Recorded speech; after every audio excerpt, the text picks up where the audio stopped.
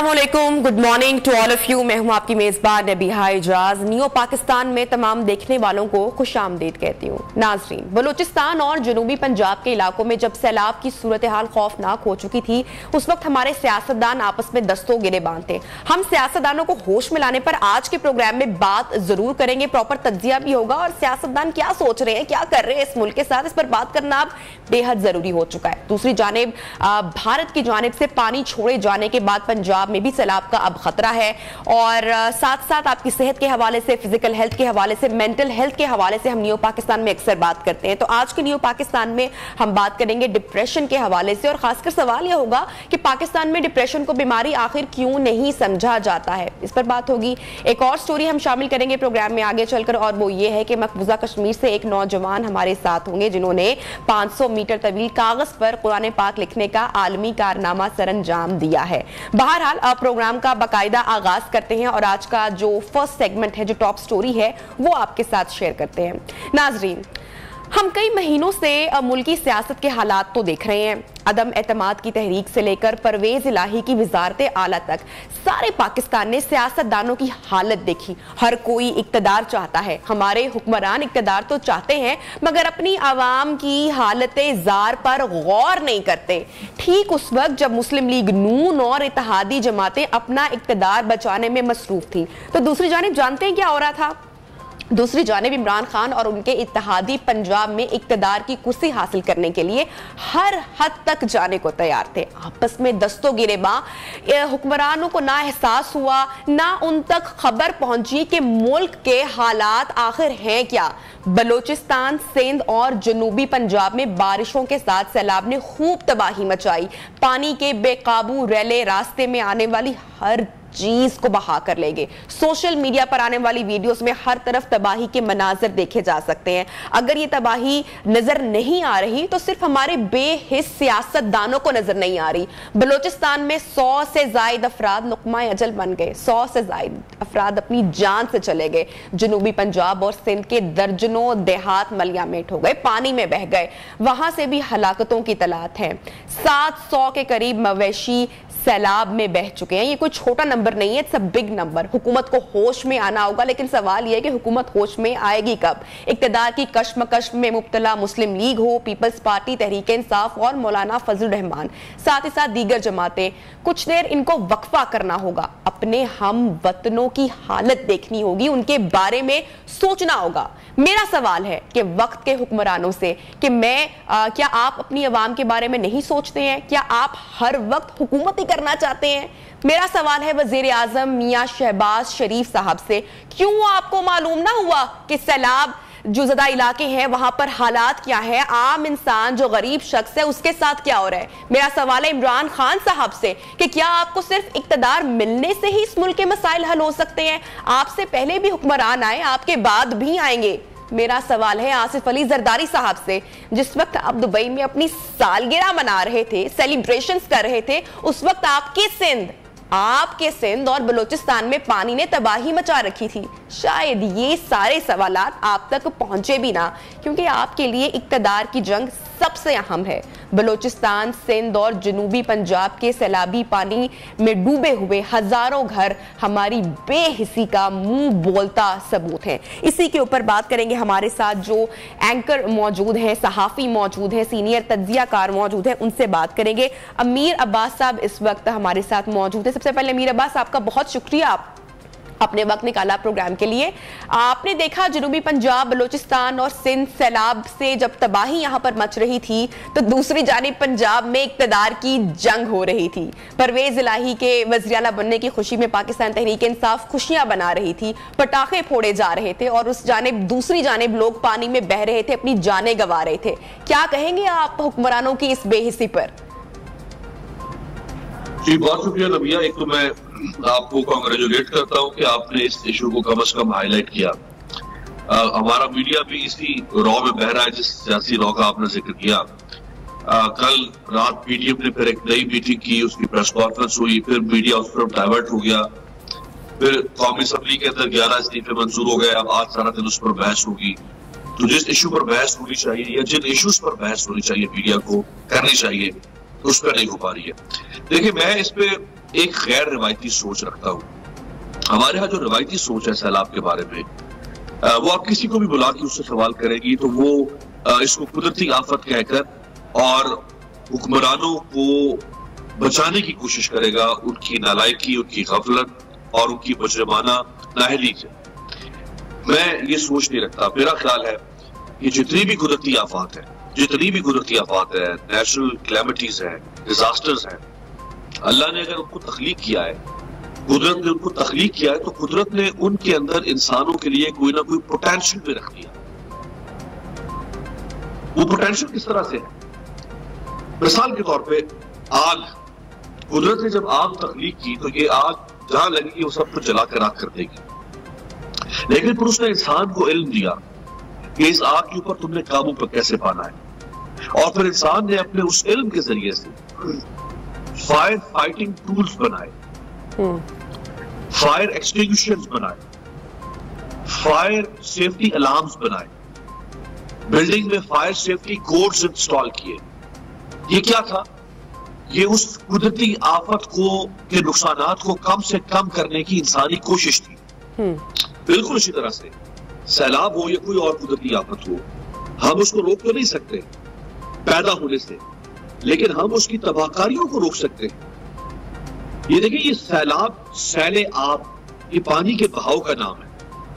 आप जानते हैं, और हमारे व्यूअर्स को भी इस बात का शायद इल्म ना हो, कि पाकिस्तान में 75% पानी सारा साल जो पहाड़ों से उतरता है या बारिशों से जमीन पर आता है, ग्लेशियर से उतरता है, वो बहता बहता समुद्र में गिर जाता है, लेकिन हम उसको इस्तेमाल नहीं कर सकते।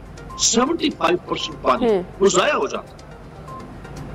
कुदरत ने अगर सैलाब को तख्लीक किया तो इस सैलाब के ऊपर बंद बांधने के लिए इंसान की बुद्धि के अंदर वो मत भी पैदा की थी। वो मत नहीं आई तो हम इन बदबख्तों को कोसे।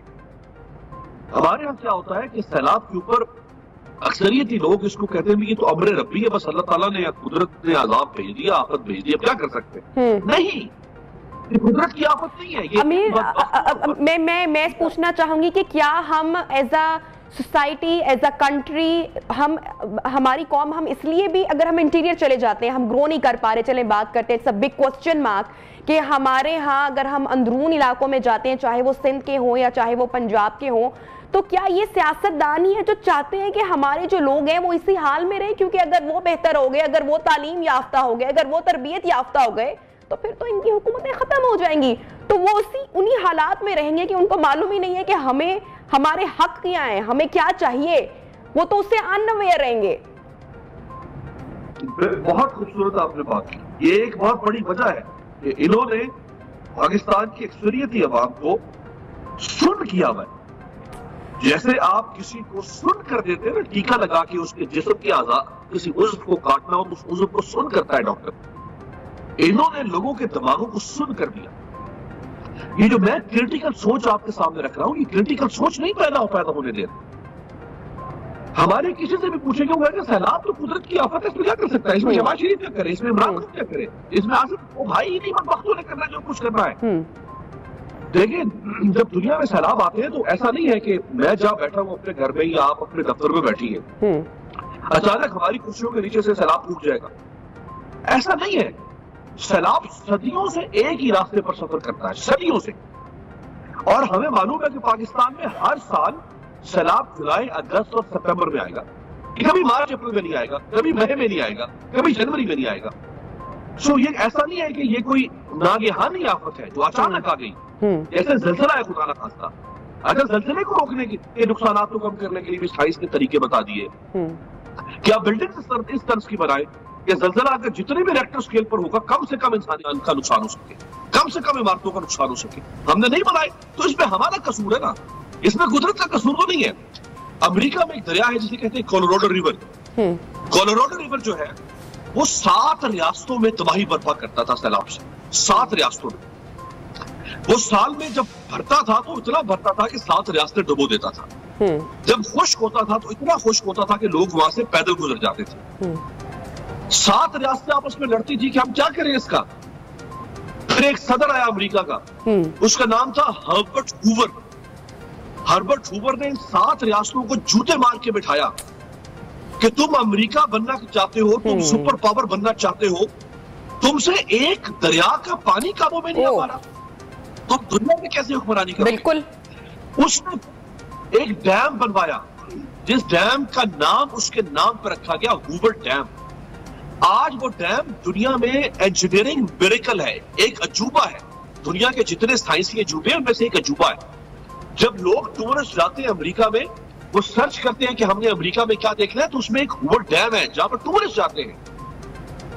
ये 1940s में उनके अंदर अकल आई। ये अब आप इतने सियासतदानों से आप मिलते हैं, आप प्रोग्राम करते हैं और बड़े तवील अरसे से आप सहाफत की फील्ड में है।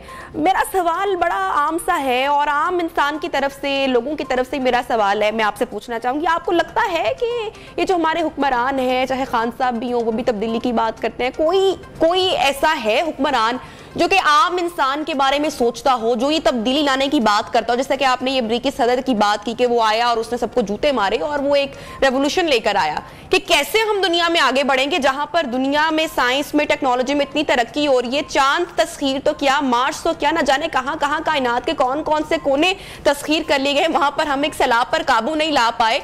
तो इसका मतलब ये है कि हम जानबूझ के ये सब कुछ नहीं करना चाहते हैं। जी हाँ, बिल्कुल। देखिए, एक तो वजह जिसका पहले आपने जिक्र किया, मैंने जिसकी तारीफ की, और दूसरी वजह यह है कि ये इनमें विजन नहीं। आपको मुश्किलात का हल निकालने के लिए जब आप जा रहे हैं, आपके रास्ते में एक बड़ा पत्थर आकर गिर जाता है। अब एक तो तरीका यह है कि आप गाड़ी ला के उस पत्थर पे मारे, बार बार हिट करें कि पत्थर हट जाएगा, गाड़ी तबाह होगी, पत्थर नहीं हटेगा। दूसरा तरीका यह है कि अगर आप में विजन हो, अगर आप में दूरदर्शी सोच हो, जो लीडरशिप जिसको कहते हैं, जैसे ली कुआन यू था, जैसे खुमैनी था, जैसे नेल्सन मंडेला था, जैसे जनरल जॉर्ज वाशिंगटन था, जैसे जनरल पाक यूनहाई था, अगर आपके अंदर वो सोच होगी तो फिर आप उस पत्थर को तोड़ने का रास्ता तलाश करेंगे। मैं समझता हूँ बशमूल इमरान खान साहब, वो बातें तो अच्छी करते थे बहुत ज्यादा, उन्होंने बहुत सारी गैर रिवायती सोच दिखाई भी, बताई भी, लेकिन जब वो पावर पे आए, वो पाकिस्तान के किसी मसले का गैर रिवायती हल नहीं निकाल सके। पाकिस्तान एक ऐसी क्लासिकल एग्जाम्पल है दुनिया के अंदर कि जिसके तमाम मसाइल का हल गैर रिवायती सोच है। हम 75 साल से वो रिवायती हिकमत वाले टोटके इस्तेमाल कर रहे हैं कि हमने पाकिस्तान में फलां चीज कैसे ठीक करनी है, फलां कैसे ठीक करनी है। भाई, ये गैर रिवायती मसाइल के लिए गैर रिवायती हल, गैर रिवायती दिमाग चाहिए। तीसरा मसला ये है कि ये 5 साल की नजर रखते हैं। हमारे जितने हुक्मरान आते हैं वो 5 साल की प्लानिंग करते हैं। वो ये प्लानिंग नहीं करते कि मुल्क और कौम को किस प्रोजेक्ट की जरूरत है। बिल्कुल बिल्कुल। और ये विजन कौन रखता है, और विजन रखना एक अलग बात, लेकिन जो विजन रखता भी है, सवाल यह है कि क्या उसकी तरजीहात में ये सब कुछ शामिल होगा कि हाँ, मैंने इस मुल्क और इस आवाम के हालात तब्दील करने हैं। बहुत शुक्रिया अमीर अब्बास साहब, आपने वक्त निकाला हमारे प्रोग्राम नियो पाकिस्तान के लिए। प्रोग्राम में वक्त हुआ एक छोटी सी ब्रेक का, ब्रेक के बाद प्रोग्राम को बढ़ाएंगे आगे, साथ रहिए।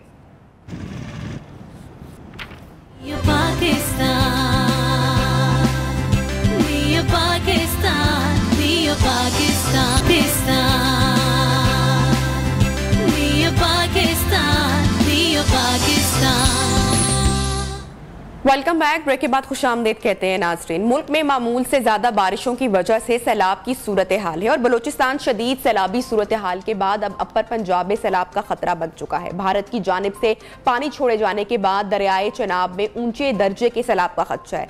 सैलाबी सूरत हाल के बाइस दरिया के मुल्हिका इलाकों में भी हाई अलर्ट जारी कर दिया गया है। हेड मराला का जो मकाम है, वहां पर दरियाए चनाब में पानी की सतह में इजाफा हो चुका है। वजीराबाद की बात की जाए तो वहां पर दरियाए चनाब से मुल्हिका इलाकों में रेड अलर्ट जारी हो चुका है। भारत ने सिंतास मुआहिदे की खिलाफ वर्जी करते हुए बगैर बताए 1,95,000 क्यूसेक का सैलाबी रेला चनाब में छोड़ दिया। भारत की जानिब से छोड़े गए सैलाबी रेले के 22 मराला बैराज पर ऊंचे दर्जे का सैलाब है और खतरे के अलार्म भी बच गए हैं, जबकि खानकी और कादराबाद बैराजों पर भी हाई अलर्ट जारी कर दिया गया है। बात करेंगे हमारे नुमाइंदा नियो न्यूज चिन्यूट में जो मौजूद हैं राजा नवाज उनसे। राजा नवाज, बताइएगा, भारत से छोड़ा गया जो पानी है वो अब यहां से गुजर चुका है और सूरत हाल क्या है? जी बिल्कुल।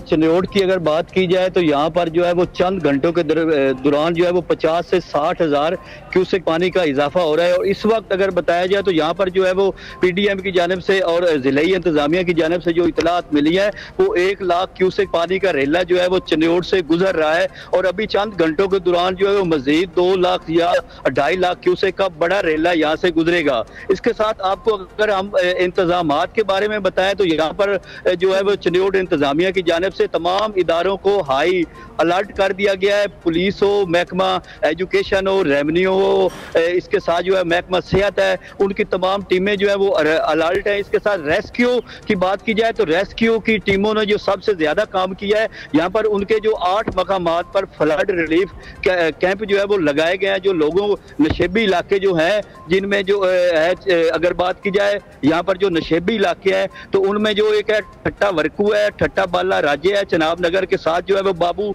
राह है, एक कोट अमीर शाह का इलाका है, जक्के की, खिदर की, ये जंगल गलोत्रा का इलाका है जहाँ पर जो कि नशेबी इलाके हैं और दरिया के बिल्कुल करीब है। यहाँ पानी ऑलरेडी दाखिल हो चुका है और इसके साथ जो है वो हजारों एकड़ जमीन जो है वहां पर भी पानी दाखिल हो गया और वहां पर जो चावल की फसल है, इसके साथ मकई की फसल है, उनका जो है काफी नुकसान हुआ है। और अब तक जो है वो इंतजामात जो है वो इंतजामिया की जानिब से मुकम्मल है और मजीद बताया जा रहा है कि अगले चंद घंटों में पानी का बड़ा रेला चिन्नौट से गुजरेगा। जी ठीक है, आप साथ ही रहिए हमारे साथ राजा नवाज। अभी झंग का रुख करते हैं जहां पर सफदर वसीम मौजूद है और उनसे जानते हैं। सफदर वसीम, बताएगा इस वक्त दरियाए चनाब में सैलाब की सूरत हाल क्या है और सैलाबी कैफियत बन चुकी है, एक नौजवान की हलाकत की भी इतलात सामने आ रही है। जी बिल्कुल, हालिया मानसून की बारिशों ने पूरे मुल्क में तबाही मचा रखी है और दरियाओं में तुग़यानी की सूरत हाल है। हम चूंकि 2 दरियाओं की सरजमीन है, दरिया चनाब और दरिया झेलम, एक साइड से दरिया चनाब गुजरता है, दूसरी साइड से दरिया झेलम, और इन दोनों दरियाओं का जो संगम है वो भी यहीं पर होता है। और जब भी कभी माजी में दरियाओं में तुग़यानी की सूरत हाल बनी है तो झंग के सैकड़ों देहात जो हैं वो सैलाब की नजर हो जाते हैं। अब भी यही सूरत हाल है। इस वक्त मैं मौजूद हूँ, दरिया चनाब का ये इलाका है दादुआना, और यहाँ पर भी दर्जनों घर जो है वो सैलाब की नजर हो चुकी हैं। सैकड़ों लोग बेघर हैं। लोग अपनी मदद आपके तहत नकल मकानी करते हुए महफूज मकामात पर वो मुंतकिल हुए हैं। इस वक्त तक जंग के अगर मजबूरी तौर पर बात की जाए देहातों की तो 75 से ज्यादा देहात हैं वो इस वक्त ज़ेर-ए-आब हो चुके हैं। सैलाबी पानी लोगों के घरों में दाखिल हो चुका है, हजारों अफराद बेघर हो चुकी हैं। इसके अलावा मुतअद्दिद सड़कें वो पानी में डूब चुकी हैं और कई इलाकों का जो जमीनी राब्ता है वो भी मुनक़ता हो चुका है। लोग अपनी मदद आपके तहत मुझे बताइएगा सफदर, पहले से हाई अलर्ट जारी था, लोगों को यहाँ से बाहिफाजत मूव करवा लिया गया था? सबसे पहली बात तो यह है नबिया कि जो यहाँ के मुतासरीन हैं वो कहते हैं कि उन्हें इंतजामी की जानिब से पहले किसी किस्म का कोई अलर्ट नहीं किया गया था, जिसकी वजह से वो फंस गए थे, उनके काफी नुकसान हुआ है। इंतजामी की जानिब से गुज़िश्ता रोज जो है वो अलर्ट जारी किया गया है, जिसकी वजह से जो है वो कुछ तो अपनी मदद आपके तहत वो फ्लड मुतासरीन जो है वो नकल मकानी कर रही हैं, तो कहीं कहीं पर जो है वो जिले इंतजामी की जानिब से जो है वो इंतजामात किए जा रही हैं। जिले इंतजामी की जब बात करें तो बड़ी हैरत की बात है, आप बता रहे हैं सफदर के इंतजामिया की जानिब से कुछ पहले से अलर्ट जारी नहीं किया गया, ये बड़ी हैरत अंगेज बात है मेरे लिए। 75 से जायद देहातों का जिक्र आपने किया है, 75 एक बड़ा नंबर है। 75 से जायद देहात अगर मुतासिर हुए हैं, वहां के लोग मुतासिर हुए हैं, उनके मकानात, उनके घर मुतासिर हुए हैं, उनके मवेशी मुतासिर हुए हैं, तो जिले इंतजामिया ने इनको खबरदार नहीं किया? बिल्कुल नबिया, जो फ्लड से मुतासरा लोग हैं वो शिकवा कुना है। वो कहते हैं कि इंतजामी की जानिब से उन्हें फ्लड वार्निंग काफी लेट दी गई है, क्योंकि ये सैलाबी जो कैफियत है वो पिछले 3 से 4 रोज से जारी है। 3 से 4 रोज गुजर चुकी हैं, सैकड़ों देहात ज़ेर-ए-आब हो चुके हैं, लोगों के घरों में पानी दाखिल, कई देहातों का जो जमीनी राब्ता है वो भी मुनक़ता हो चुका है। लेकिन इंतजामी की जानिब से जो फ्लड वार्निंग जारी की गई है वो गुज़िश्ता रोज की गई है, जबकि उस वक्त तक काफी जो है दर्जनों देहात वो ज़ेर-ए-आब आ चुकी है। अभी रात को पानी की सतह में बुलंदी हुई है और काफी मजीद जो है देहात वो ज़ेर-ए-आब हो चुके हैं। अभी भी हमें जो बताया जा रहा है कि जो अभी जारी है फारक की तरफ से की गई है, जो पानी आ रहा है उससे मजीद जो देहात है वो ज़ेर-ए-आब आने का खदशा भी है। अगर मैं आपको ये भी बताता चलूँ कि ये इतनी बेहिसी है कि इस फ्लड की वजह से जो हमारे रोड्स हैं वो रोड ज़ेर-ए-आब हो चुके हैं। इसमें मेन रोड सरगोदा रोड है, उसके ऊपर पानी जा चुका है। उस रोड की जो हालत है वो इस फ्लड की वजह से वो खराब हो चुकी है, ट्रैफिक की रवानी मुतासिर हो रही है। वहां पर भी जो है वो रोड बिल्कुल साइडों से टूट चुका है। और अभी जो सूरत हाल है वो ये है कि इस फ्लड की वजह से लोग जो हैं वो किनारों पर बैठे हुए हैं। मेरे इलाके में भी आप देख सकती हैं कि किस तरह ये हालत है। लोग बेचारे अभी भी फंसे हुए, एक कड़ा उन्होंने रखा हुआ है, अपनी मदद आपके तहत वो नकल मकानी कर रही हैं। इंतजामिया दावे कर रही है कि उनकी जानिब से 18 रिलीफ कैंप लगाए गए हैं, रेस्क्यू 1112 की टीमें वहां पर पहुंचाई गई हैं। लेकिन जिस जगह पर इस वक्त मैं मौजूद, ये मुतासरीन कहते हैं मुझे ये बताइएगा, बड़ा इंपॉर्टेंट है ये जानना, अब बताइएगा भारत की जानिब से आज शाम भी एक बड़ा एला छोड़े जाने की इत्तलात सामने आ रही है, आपके पास क्या खबर है इस हवाले से? बिल्कुल, इंतजामिया ने ये हाई अलर्ट जारी कर दिया है कि आज शाम तक जो है वो पानी पहुंचने के इम्कानात हैं, लोग महफूज मकामात पर मुंतकिल हो जाएं। और इस वक्त की जो सूरत हाल है, अभी इंतजामिया की जानिब से जो है रेस्क्यू 1112 की जानिब से वो टीमें वो मुतासर इलाकों में पहुंच चुकी हैं और मुतासरीन को वो इमदाद फराहम कर रही हैं। लेकिन काफी सारे ऐसे इलाके अभी भी मौजूद हैं जहां पर टीमें नहीं पहुंची हैं। लोग अपनी मदद आपके तहत वहां से नकल मकानी कर रहे हैं। जो मुतासरीन हैं वो कहते हैं कि ऐलानात करवाने चाहिए थे, इंतजामिया को पहले से ही अलर्ट जारी कर देना चाहिए था, ताकि वो अपने जानवरों को, अपने बच्चों को लेकर महफूज मकामात पर मुंतकिल हो सके। और यहाँ पर वो सूरत हाल ये है कि जो यहाँ पर जिस जगह पर मौजूद गादुआना ये इलाका है, और यहाँ पर भी मुतासरीन वो काफी शिकवा, जिस तरह मैंने पहले बताया, यहाँ पर जो पानी की सतह है ये बाहरला इलाका है, ये एक आबादी है, इलाका है, 25 से 30 घर यहाँ पर हैं, लोग यहाँ पर मकीन हैं। सफदर साथ रहिए, मुझे नवाज से भी बात करिए। नवाज, बताइएगा यहाँ पर कितने रिलीफ कैंप्स कायम किए गए हैं, इंतजामिया कितनी यहाँ पर मुतहरिक दिखाई दे रही है, कौन से सियासतदान है जो यहाँ पर मुंतखब है, कोई आया, कोई खबर गिरी की किसी की क्या नहीं? जी, इस बारे में आपको मैं थोड़ा सा ये बताता चलूं कि यहाँ पर जो है वो 2014 में एक बड़ा सैलाब आया था, तो उसमें काफी नुकसान हुआ। तो उसके बाद जो है वो यहाँ पर जो जिलाई इंतजामिया है वो हर दफा इन दिनों में जो है वो सैलाब से पहले ही जो है वो रिलीफ कैंप कर देते हैं और तमाम इंतजाम मुकम्मल कर लिए जाते हैं। अभी जो है हमारी इतलात के मुताबिक रेस्क्यू 1112 की जानिब से 8 इलाकों में फ्लड रिलीफ कैंप कर दिए गए हैं। इसके साथ चंद दिन पहले जो है बिल्कुल दरियाई इलाके, जिन्हें हम कहते हैं कि दरिया के किनारे जो लोग आबाद होते हैं, उन्हें चंद दिन पहले ही वहां से निकाल लिया गया था और उन्हें महफूज मकाम पर मुंतकिल किया जा चुका है। अब जो यहाँ पर मुश्किलात आ रही है वो ये है कि यहाँ पर बहुत से इलाके जो है ना दरिया के साथ, वहां पर चारे का मसला आ रहा है, जो जानवर लोगों ने रखे हुए हैं, तो ये वो इलाके हैं दरिया के साथ जहाँ पर फसलें ज्यादा होती हैं। तो अब दरिया के पानी की वजह से चारे का प्रॉब्लम बन रहा है और लोग इस बारे में शिकायत कर रहे हैं कि उन्हें चारा मुयस्सर नहीं, और इसके साथ जो है वो बाकी जो जानवर है उनमें बीमारियां जो है वो भी ज़ाहिर हो रही है। इसके अगर सियासतदानों की बात की जाए तो चिन्योट में जो है वो मुस्लिम लीग नून के MNA और MPA हैं। मुस्लिम लीग का नून का जो MNA है कैसर अहमद शेख, वो बेसिकली मुस्तकिल तो कराची में रहता है लेकिन इलेक्शन यहाँ पर लड़ता है, तो उसकी जानिब से भी अभी तक किसी किस्म का कोई रिलीफ और फलाई काम नहीं किया गया। इसके साथ लालिया और वाने में PTI के नुमाइंदे हैं, तो अभी तक हमारे पास इस किस्म की कोई इतलात नहीं आई कि PTI या नून लीग के सियासतदानों ने किसी जगह पर कोई इमदादी कैंप लगाया हो या जो मुश्किल में लोग हैं उनकी मदद की हो। जी, बहुत शुक्रिया आपका राजा नवाज और सफदर वसीम, आप दोनों हमें अपडेट कर रहे थे चिन्योट और झंग से। प्रोग्राम में वक्त हुआ है ब्रेक का, ब्रेक के बाद आपको ज्वाइन करते हैं।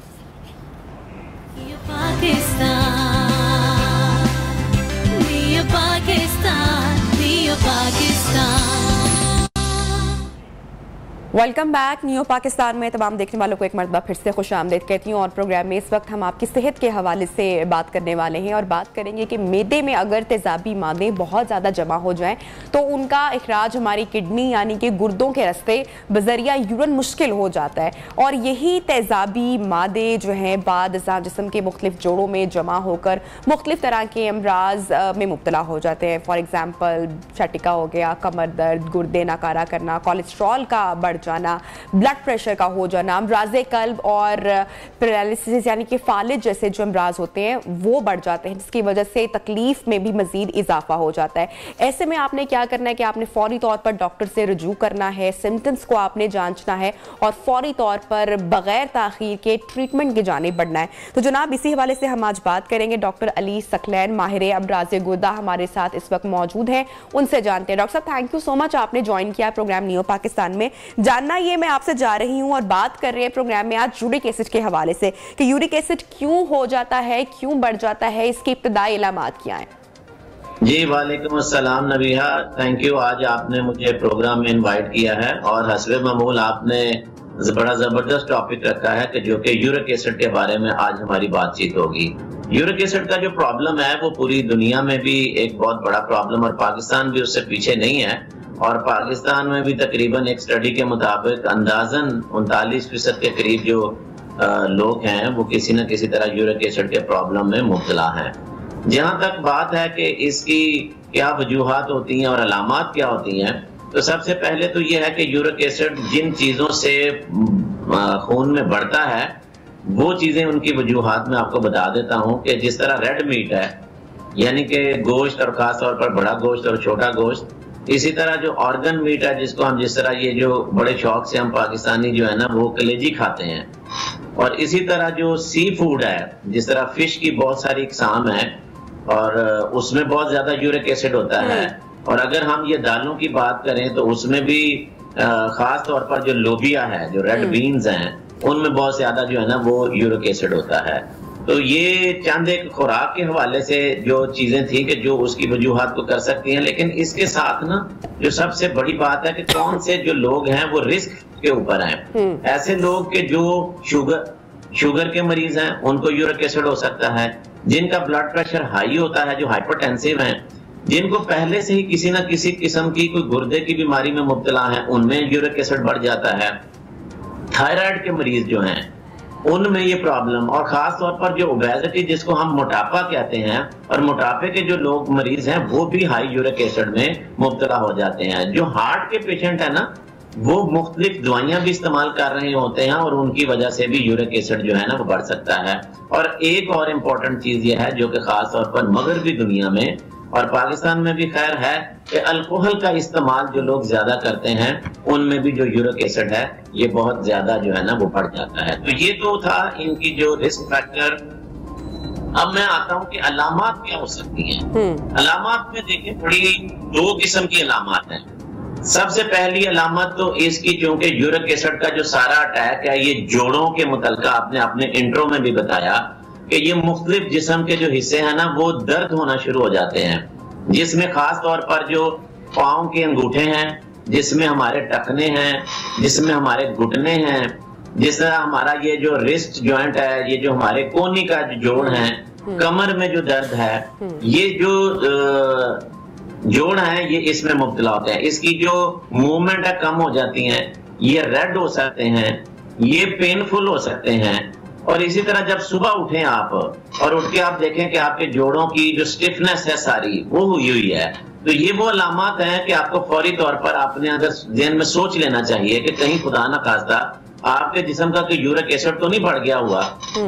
कोई भी जोड़ अगर वो सुर्ख रंग का हो गया है, वो सूज गया है और शदीद दर्द का अटैक आपको हुआ है, उसके साथ आपको बुखार भी हो सकता है, तो ये आपके फौरी कान खड़े हो जाने चाहिए कि कहीं मुझे मेरे ब्लड में यूरिक एसिड तो नहीं बढ़ गया। अगली बात जो है वो दूसरी अलामत है कि चूंकि यूरिक एसिड जब जिस्म में बढ़ता है तो गुर्दों में पथरियां बन जाती हैं। सही। तो वो अलामत आएंगी गुर्दों के हवाले से कि उससे पेशाब में इन्फेक्शन हो जाते हैं।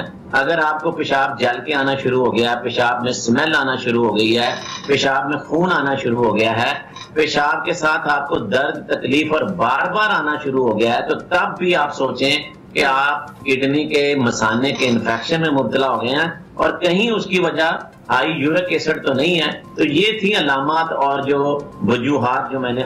डॉक्टर साहब मैं जरूर जानना चाहूंगी जो यूरिक एसिड के नुकसानात हैं वो जरूर हमारे देखने वालों को आप बताएं।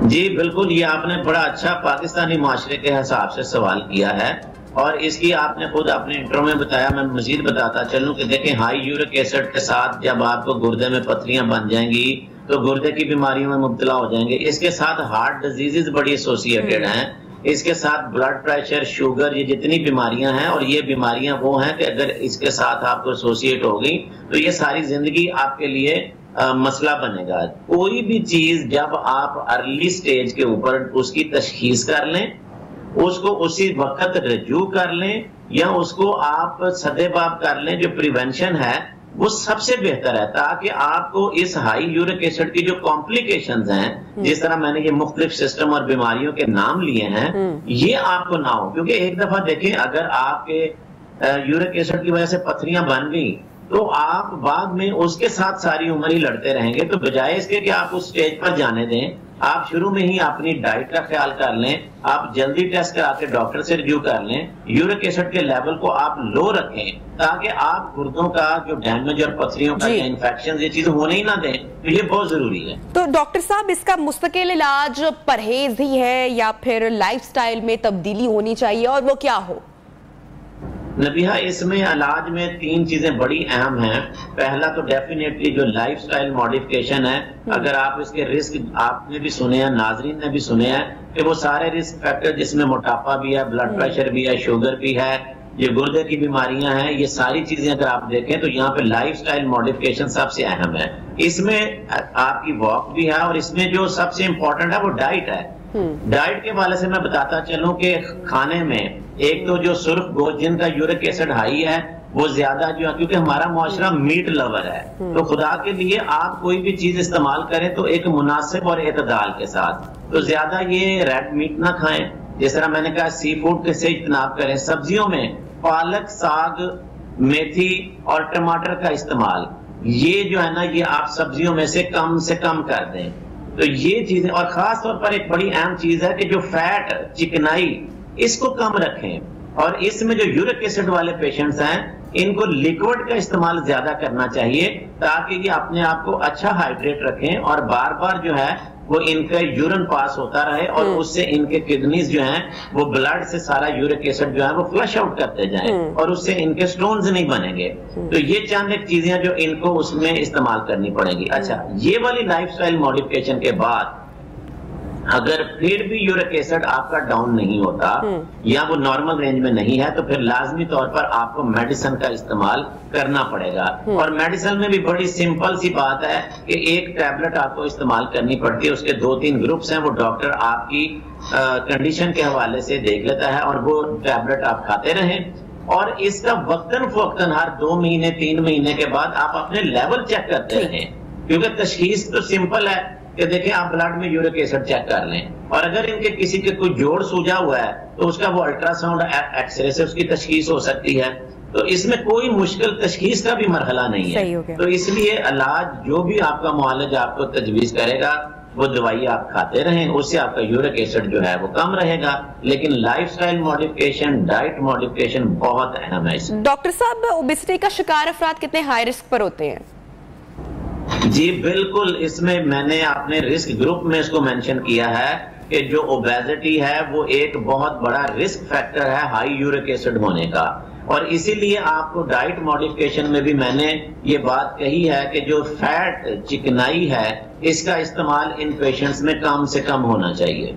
बहुत शुक्रिया डॉक्टर अली सकलैन साहब हमारे साथ मौजूद थे, और वो यही बता रहे थे कि जो रिस्क लिस्ट में जो लोग आते हैं वो स्पेशली वो होते हैं जो कि या तो शुगर पेशेंट होते हैं, ब्लड प्रेशर के पेशेंट्स होते हैं, जो किडनी की डिजीज में ऑलरेडी मुब्तला होते हैं, जो हार्ट पेशेंट होते हैं, और स्पेशली वो लोग जो कि ओबेसिटी का शिकार होते हैं, यानी कि मोटापे का भी शिकार होते हैं। तो अगर आप अपनी डाइट में मॉडिफिकेशन लेकर आते हैं, अपने लाइफस्टाइल में अच्छी पॉजिटिव तब्दीली लेकर आते हैं, और अपने खाने का मयार, अपना स्लीप पैटर्न, इन सारी चीज़ों का ख्याल रखते हैं, तो आप बहुत सारी बीमारियों बशमूल यूरिक एसिड से भी आप बच सकते हैं। और जिससे ही आपको एहसास हो कि आपकी तबीयत में कुछ तब्दीली आ रही है, कुछ सिम्टम्स आया हो रहे हैं जो कि डॉक्टर साहब ने भी मेंशन किए हैं, तो उसमें एक जो रवैया है हमारा यूजुअली पाकिस्तानी माशरे का कि हम बड़ा डिले कर देते हैं, डॉक्टर के पास जाते जाते, ट्रीटमेंट करवाते और तब तक मर्ज काफी बढ़ चुका होता है। तो कोशिश करें कि जब आप अपनी किसी भी बीमारी की फर्स्ट स्टेज पर हैं तो उसको वहीं पर पकड़ लें, फौरी तौर पर मेडिसिन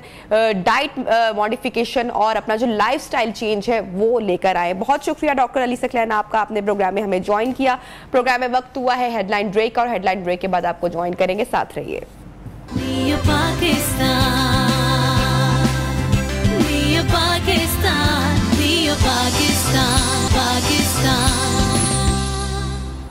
वेलकम बैक। प्रोग्राम में तमाम देखने वालों को एक मर्तबा फिर से खुशामदीद कहते हैं। तो जनाब, दुनिया में कुछ लोग जब अनोखा कारनामा सर अंजाम देने की ठान लेते हैं तो फिर क्या होता है, फिर वो वर्ल्ड रिकॉर्ड ही बनाकर मानते हैं। जब इंसान सच्ची अकीदत और लगन से काम करता है तभी तो वो कुछ हासिल कर सकता है।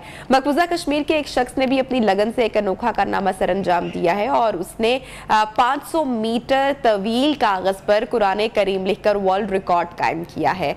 बांडीपुरा में रहने वाले 27 साल मुस्तफ़ा इब्ने जमील ने यह अनोखा कारनामा सर अंजाम दिया है और उन्होंने सख्त मेहनत से अपना और अपने मुल्क का नाम रोशन करके एक वर्ल्ड रिकॉर्ड कायम किया। मुस्तफ़ा ने 500 मीटर तवील कागज पर कुरान करीम लिखकर ये रिकॉर्ड अपने नाम किया। उन्हीं से बात करते हैं और उनको मुबारकबाद भी देते हैं अपने प्रोग्राम में। अस्सलाम वालेकुम मुस्तफ़ा, कैसे हैं आप? सबसे पहले तो आपको बहुत बहुत मुबारक हो कि आपने एक मुकद्दस काम किया है और उसमें वर्ल्ड रिकॉर्ड आपने कायम किया है। कैसा महसूस कर रहे हैं?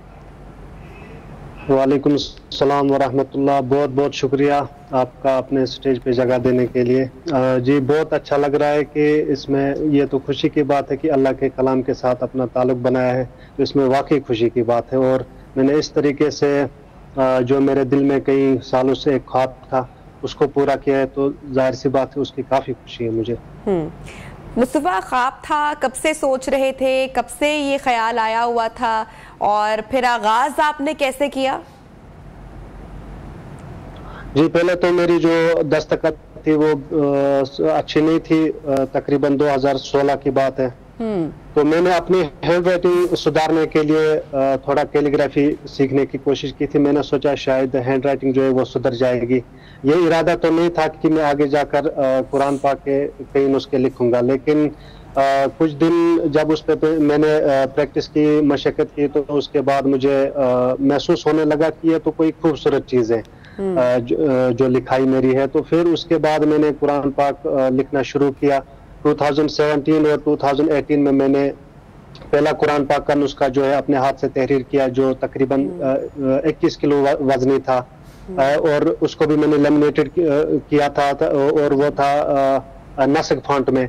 उसके बाद मैंने कई एक नुस्खे लिखे, नस्क में भी लिखे, नस्तलीक में भी लिखे। लेकिन उसके बाद जब मैंने काफ़ी वक्त इस कैलीग्राफी के साथ दिया तो मुझे महसूस होने लगा कि अब मैं इस चीज़ के लिए तैयार हूँ कि मैं इस पे बड़े प्रोजेक्ट जो है वो शुरू कर सकता हूँ। अच्छा, तो उसके बाद जी उसके बाद मेरे जहन में ख्याल आया कि मैं एक तवील एक ही वर्क पे मैं इस कुरान पाक को तहरीर करूंगा जो एक रिकॉर्ड की हैसियत रखता होगा, क्योंकि इससे पहले भी जो कि हमारी सोसाइटी में आजकल आर्ट की इतनी अहमियत नहीं है। हाँ। और इस काम में सबसे बड़ी जो आजमाइश है वो एक जगह बैठ के घंटों प्रैक्टिस करनी होती है और दुनिया समझ रही है कि वक्त जाया कर रहे हैं। इसलिए भी ये बहुत जरूरी था कि साबित किया जाए कि ये वक्त जाया करना नहीं होता है, इसमें भी इंसान अपना नाम बना सका है, जो कि मैंने फिर इस प्रोजेक्ट पे काम शुरू किया। जी मुस्तफ़ा, ये ऑब्वियसली आसान नहीं होगा, लेकिन जब आप इतना मुकद्दस काम कर रहे हैं तो ऑब्वियसली अल्लाह ताला की भी मदद होती है। कितने अरसे में आपने कुरान पाक मुकम्मल किया? इसकी तहरीर कितने अरसे में? जो इसका मैंने तहरीर पे वक्त दिया है, लिखने में वक्त दिया है, वो सिर्फ 3 महीने है। 3 महीने में मैंने ये वाला जो प्रोजेक्ट है 500 मीटर का, ये मैंने मुकम्मल किया है। कुल इसमें 7 महीने मुझे लगे हैं इसका पेपर अरेंज करने में, क्योंकि कश्मीर में इसका पेपर जो है वो इस नौयत का पेपर जो है वो अवेलेबल नहीं था। फिर इसके लिए मुझे दिल्ली जाना पड़ा, वहाँ मुझे 2 महीने लगे पेपर को अरेंज करने में। फिर उसके बाद मैं वहीं रुका, सारा प्रोजेक्ट वहीं मुकम्मल किया। 3 महीने मुझे इसकी लिखाई के लिए लगे और 1 महीना मुझे इसकी बॉर्डर डिजाइनिंग के लिए लगा, जिसमें तकरीबन 13 लाख से ज्यादा नुकात मैंने लगाकर उसकी बॉर्डर की डिजाइनिंग की है। उसके बाद फिर उस पेपर को मैंने पूरा लेमिनेट किया है ताकि उसमें कोई नुकसान ना पहुंचे। जबरदस्त। अच्छा मुस्तफ़ा, आपने एक और जबान में भी कुरान करीम का तर्जुमा किया है, गालिबन शीना जबान है और ये जबान पाकिस्तान का इलाका गिलगित बल्तिस्तान, वहां पर बोली जाती है, ये दुरुस्त बात है? जी जी बिल्कुल, अभी उसका काम जो है आखिरी मरहले पर चल रहा है। इंशाल्लाह वो भी इंशाल्लाह जल्दी तैयार हो जाएगी। वो ट्रांसलेशन भी वो तकरीबन 2 अलग अलग स्क्रिप्ट्स में मैंने 2 बार वो ट्रांसलेशन मैंने की है। तकरीबन उस पर मैं पिछले 3 साल से काम कर रहा हूँ, 2020 से अभी तक उस पर काम चल रहा है। इंशाल्लाह बहुत जल्द वो काम जब मुकम्मल होगा तो इंशाल्लाह मंजर आम पर आएगा। सही। तो माशाल्लाह ये जो आपने 500 मीटर तवील कागज पर कुरान पाक तहरीर किया है, ये कागज क्या नॉर्मल तरह का है या किस किस्म का है? जी नहीं, ये जो हम कैलीग्राफी के लिए कागज इस्तेमाल करते हैं, ये खुसूसन आर्ट पेपर हम इस्तेमाल करते हैं। ये 135 GSM आर्ट पेपर है। तो आम पेपर होता तो शायद मार्केट से मुझे यहाँ भी मिल सकता था, लेकिन ये आर्ट पेपर था और 135 GSM इसकी क्वालिटी थी, तो इस वजह से मुझे इतनी दूर जाकर ये प्रोजेक्ट करना पड़ा। तो मुस्तफा, एक रिकॉर्ड तो आप अपने नाम कर चुके हैं, आगे क्या इरादा रखते हैं? जी इंशाल्लाह आगे भी काफी सारे प्रोजेक्ट्स हैं, लेकिन मैं उनका जिक्र अभी नहीं कर सकता कि वो क्या है। कुरान के हवाले से ही है। इससे भी बड़े प्रोजेक्ट्स इंशाल्लाह मुझे उम्मीद है कि मैं शुरू करने वाला हूँ। अच्छा, इसका इनाम तो डेफिनेटली, आपने इतना मुकद्दस काम किया, इसका इनाम अल्लाह ताला तो आपको डेफिनेटली देंगे ही, और इस कारनामे पर आपको वर्ल्ड रिकॉर्ड भी मिला। इसके अलावा भी कोई इनाम मिला है, कोई रिवॉर्ड, कोई अवार्ड मिला है? जी नहीं, दरअसल मैं काम को ज्यादा हाईलाइट करता नहीं हूँ, क्योंकि मैंने इससे पहले भी कई एक नुस्खे लिखे, जिससे एक नुस्खा जो है वो मंजर आम पर मैंने लाया था। क्योंकि मुझे जो बाहर की भीड़ भाड़ है, इसमें अगर मैं रहने लगता हूँ तो फिर मैं काम नहीं कर पाता हूँ। इसलिए मैं ज्यादा बाहर की दुनिया से मेरा ताल्लुक नहीं है, इसलिए ऐसा कुछ नहीं। मैं चाहता हूँ कि अल्लाह ताला से इसका इनाम दिया जाए। सही। अच्छा मुस्तफा, आपने बताया आपकी हैंड राइटिंग इतनी अच्छी थी, कैलीग्राफी में आपको सीखना पड़ी, उस पर मेहनत करना पड़ी इस काम के आगाज से पहले, तो वो कितनी देर की मेहनत थी, कितना आपने वक्त अपना स्पेंड किया कैलीग्राफी करने में, और उसके बाद फिर आपने इसकी तहरीर का आगाज किया?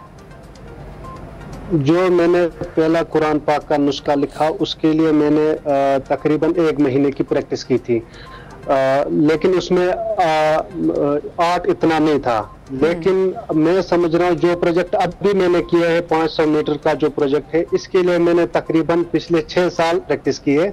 जितने भी नुस्खे लिखे वो एज ए प्रैक्टिस में लेता हूँ कि उन पर मेरी काफी मेहनत हुई, प्रैक्टिस हुई, तो उसके बाद ही मैंने ये कदम उठाया कि मुझे ये प्रोजेक्ट उठाना चाहिए। तकरीबन 6 साल की प्रैक्टिस जो है इस प्रोजेक्ट के लिए मुझे लगी है। बहुत खूब, thank you so much Mustafa Jamil, आप हमारे साथ बराह रास्त थे मकबूजा कश्मीर से, और बड़ा ही खूबसूरत आपने कारनामा सर अंजाम दिया है और वर्ल्ड रिकॉर्ड भी आप बना चुके हैं। Thank you so much for joining us in neo Pakistan. और प्रोग्राम में वक्त हुआ एक छोटी सी ब्रेक का, एक वक्फे का, जिसके बाद आपको दोबारा ज्वाइन करते हैं। Neo Pakistan, neo Pakistan, neo Pakistan, neo Pakistan.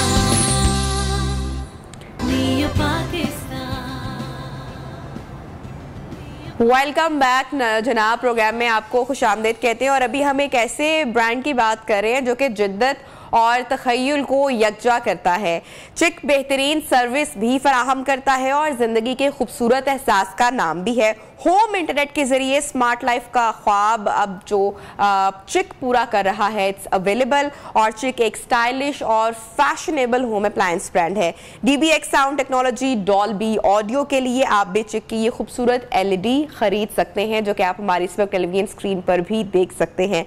तो जनाब, अब वक्त होता है आपसे सवाल पूछने का। सवाल बहुत ही आसान है और सवाल आपके लिए यह है कि चिक LED जिसका मॉडल M8X है, इसमें कौन सा एंड्रॉयड वर्जन फराहम कर रहा है? ऑप्शंस में आपको दे रही हूं, 3 ऑप्शंस है, एंड्रॉयड 10, एंड्रॉयड 11 या फिर एंड्रॉयड 9। जवाब देने के लिए चिक ऑफिशियल फेसबुक पर जाएं और कल जो आपसे सवाल किया गया था उसका भी सही जवाब मैं आपके साथ शेयर कर देती हूं। कल पूछ जाने वाले सवाल का सही जवाब है DXP हमन खातून। तो जनाब, इसके साथ ही अब हम बढ़ेंगे प्रोग्राम में आगे और आपकी हम मुलाकात करवाने जा रहे हैं आज के प्रोग्राम में नन्ही तहरीम सुलेमान से। जनाब, हमारे बच्चे भी अगर कुछ करने की ठान लें तो वो भी किसी से कम नहीं है और छोटी उम्र में वो काम कर जाते हैं जो बड़े लोग बड़ी उम्र में नहीं कर पाते हैं। तो तहरीम का जनाब जो कारनामा है वो मैं आपके साथ शेयर करूंगी।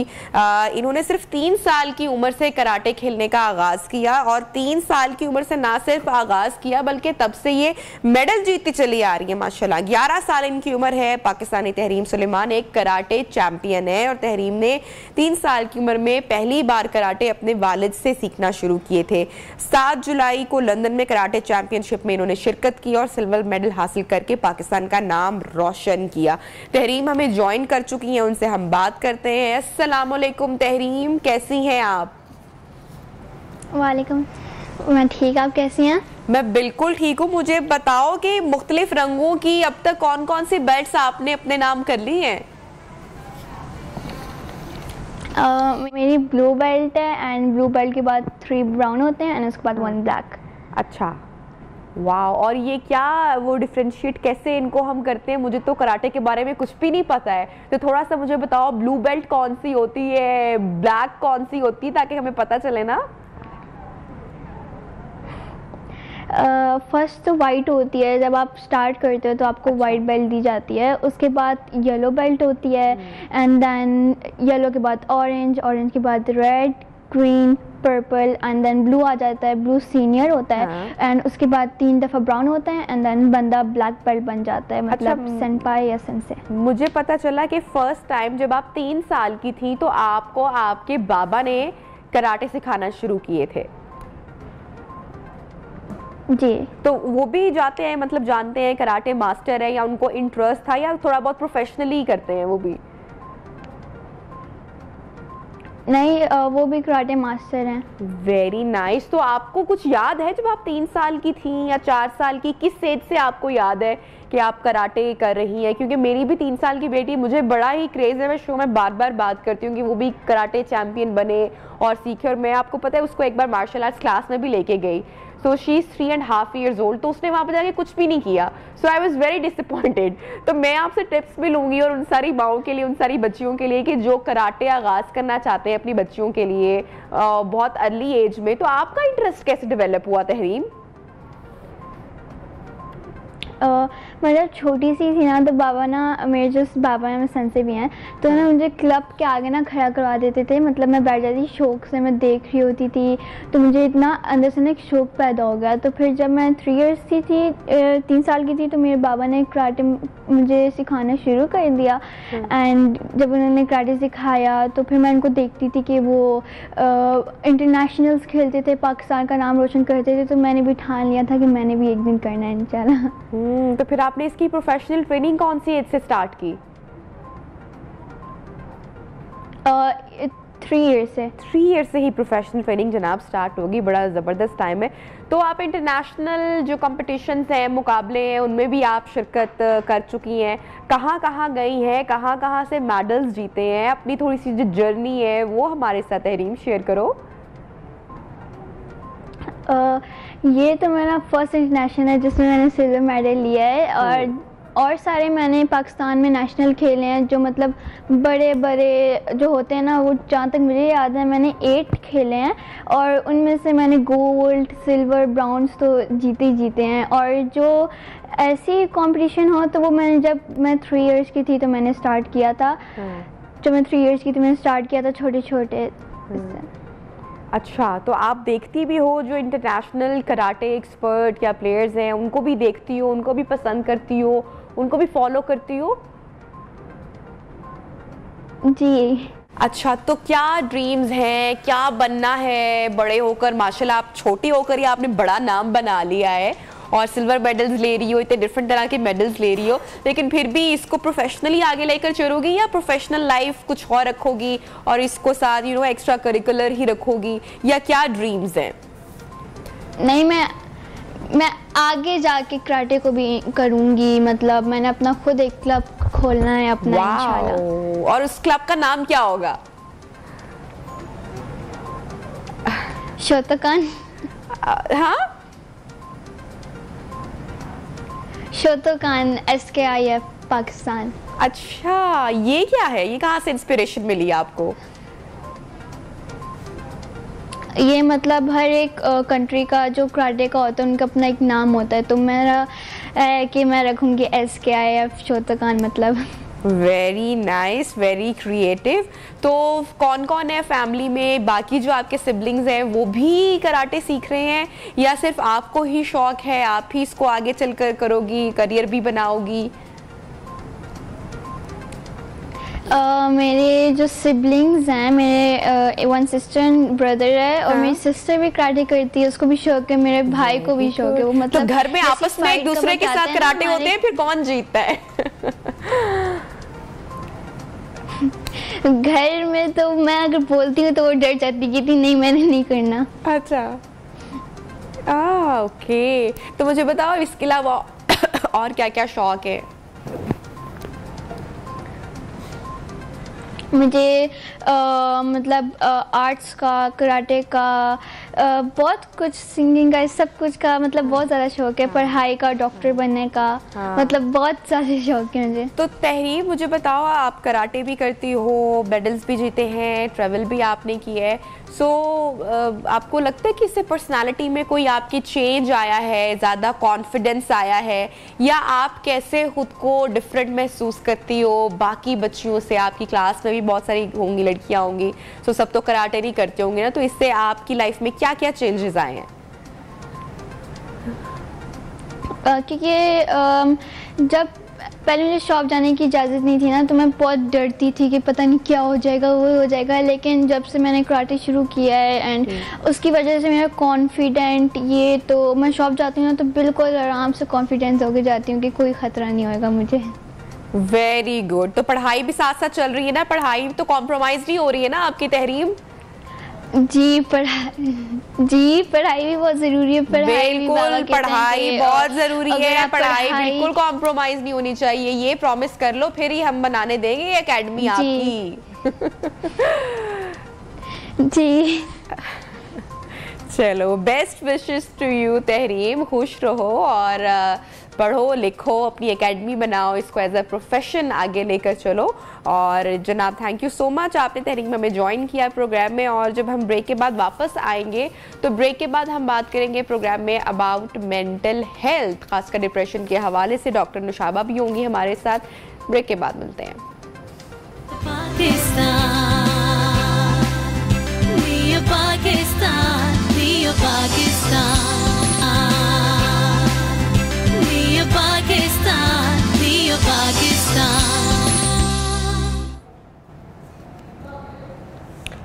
ये सब तुम्हारा वहम है, परेशानी की कोई बात नहीं है यार, खुश रहा करो, क्या हो गया, तुम बेहतर महसूस करोगे।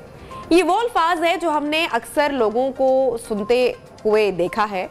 और पाकिस्तान में हर तीसरा आदमी डिप्रेशन का शिकार है, और जो डिप्रेशन का शिकार होता है उसको कमोपेश यही जुमले सुनने पड़ते हैं। एक और रिपोर्ट सामने आई है और उसका तनासुब है, ये बताता है कि 40% ज़्यादा बताया गया, यानी 5 करोड़ पाकिस्तानी अमूमी तौर पर जहनी अमराज का शिकार है, और उनमें 57% ख़वातीन हैं, 25% मर्द हैं। पाकिस्तान में एक जानिब डिप्रेशन के मरीजों में, मेंटल हेल्थ के मरीजों में इतने जहां पर इजाफा हो रहा है, परसेंटेज इतनी बड़ी है, वहीं पर साइकियाट्रिस्ट की तादाद आबादी के लिहाज से नहायत कम है। डिप्रेशन की जो बड़ी वजूहात हैं उनमें बेरोज़गारी है, बीमारी है, गुर्बत है, बेघर होना है, ख़ानदानी तनाज़ात शामिल हैं। इसी हवाले से बात करेंगे। हमारे साथ मौजूद हैं डॉक्टर नुशाबा अंजुम साहिबा।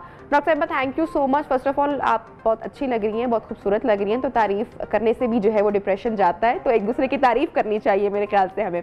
दूसरी बात मैं ये पूछना चाहूँगी कि हमारे यहाँ डिप्रेशन को बीमारी नहीं समझा जाता है, आगाही नहीं है इस बारे में। आज भी लोग डिप्रेशन जैसे मर्ज को इग्नोर कर देते हैं, क्या वजह है?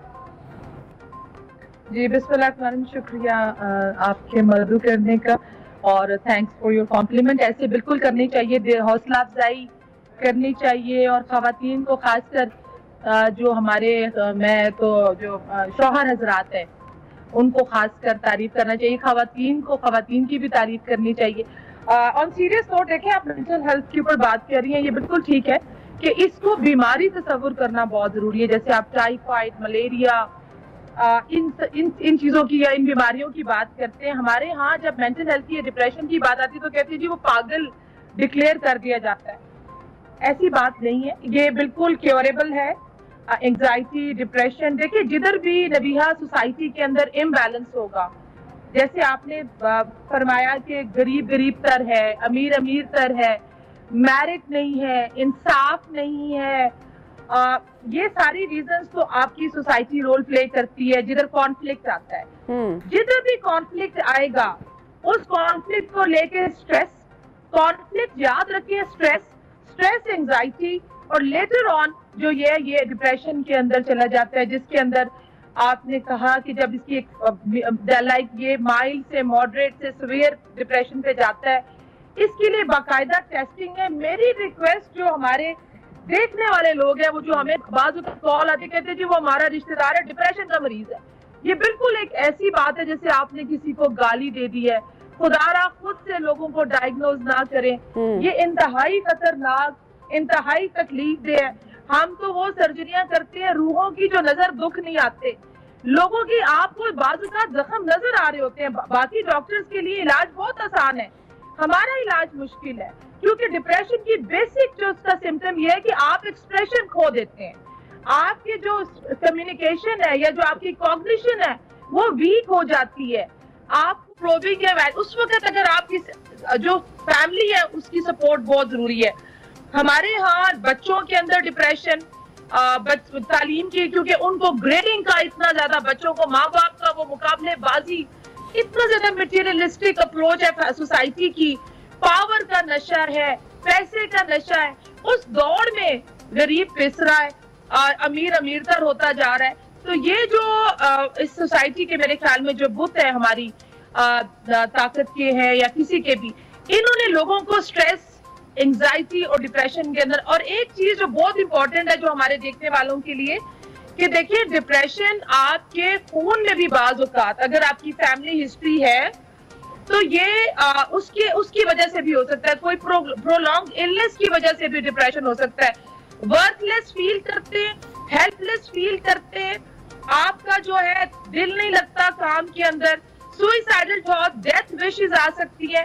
बाजू का डिप्रेशन के अंदर लोग अपनी जान लेने के दर के ऊपर भी आ जाते हैं। कोई ऐसा पुराना सानिया आपकी जिंदगी के अंदर जिसको हम PTSD, post traumatic stress disorder, जो आपको लाइफ में आगे जाकर दोबारा रिकॉल आप करते हैं, तो ये वो चीजें हैं जिसकी अवेयरनेस, साइको एजुकेशन बहुत जरूरी है। जी डॉक्टर साहब, एक तो आपने ये बात की कि इसकी अवेयरनेस बहुत जरूरी है, लेकिन जहां पर अवेयरनेस हो भी जाए, मैंने देखा है और आपकी तो ऑब्जर्वेशन से ऑब्वियसली बहुत बार ऐसा गुजरा होगा कि जो फैमिलीज जानते भी हैं कि ये खातून या ये शख्स डिप्रेशन या एंजाइटी का शिकार हो रहा है या इसकी मेंटल हेल्थ कॉम्प्रोमाइज हो रही है, दे डोंट विजिट साइकोलॉजिस्ट और साइकेट्रिस्ट, वो नहीं जाते उनके पास, कि हमें डिनाइल में होते हैं। ये ऐसे लोगों का क्या करना है?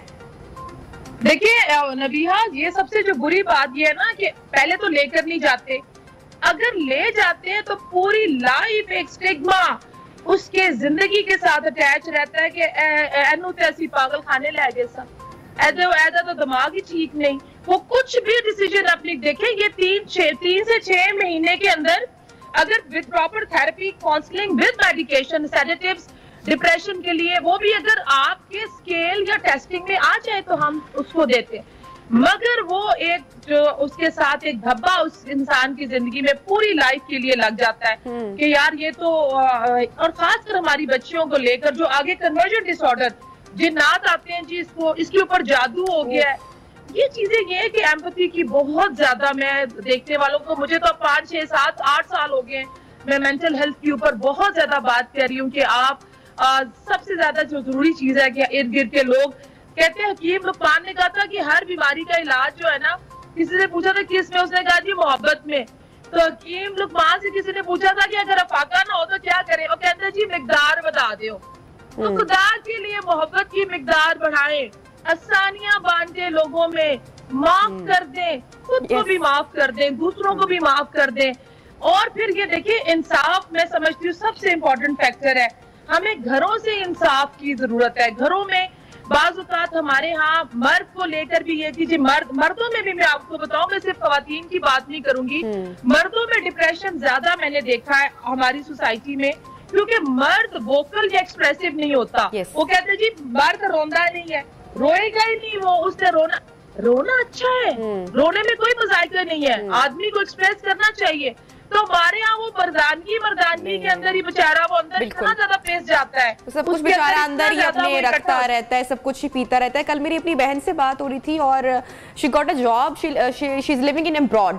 तो मैंने पूछा कि कहाँ तुम्हारी जॉब हो रही है, कहाँ तुम जा रही हो? तो उसने बताया कि it's a mental health centre, जो भी उसका नाम था, और यहाँ पर सिर्फ वो लोग अपनी काउंसलिंग के लिए आते हैं जिनके पास जॉब नहीं होती है, जो अनएम्प्लॉयड वहाँ के लोग हैं। मैंने कहा अच्छा, वहाँ पर ऐसे लोग आते हैं काउंसलिंग के लिए?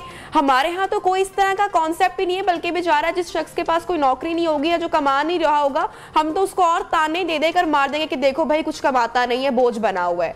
सो ये हाल है। बिल्कुल ऐसा, देखिए बिल्कुल ऐसा ही है कि हमारे यहाँ जो चीज मेरे ख्याल में लैक की जाती है वो यही है कि एम्पैथी नहीं है, हमें एहसास इंसानियत का फुकदान है।